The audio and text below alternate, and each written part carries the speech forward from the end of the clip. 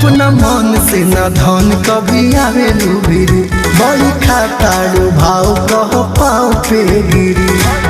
अच्छा हो अपना मन से न धन कभी आवे लुबिरी बड़ी खाताड़ू भाव कह पाँव पे गिरी। न तो कह दो तू चल जाएंगी ऐसे राजा पलंगियों ना हिले, श्रद्धा से मंगवा तो सब कुछ मिले। ऐसे राजा पलंगियों ना हिले, श्रद्धा से मंगवा तो सब कुछ मिले। तो देना दा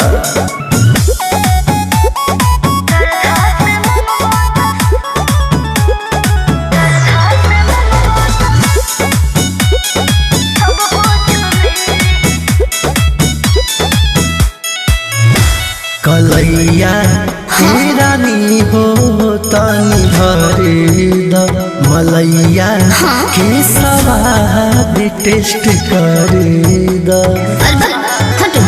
काहे हो कमरिया जब से तू दबैला काहे राजा हो पगलैला। रुक हमके लगावे दकीनी ऐसे राजा पलंगियों ना हिले, श्रद्धा से मंगवा तो सब कुछ मिले। ऐसे राजा पलंगियों ना हिले, श्रद्धा से मंगवा तो सब कुछ मिले।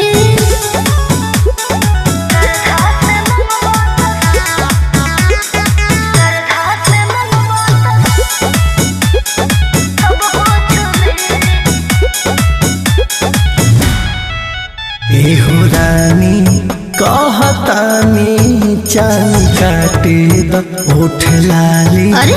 हाली हाली तानी चाटे द। देखिए खिदमत बराबर अच्छा तो हमारा लागता राजा जे मुआए बो हमारा के।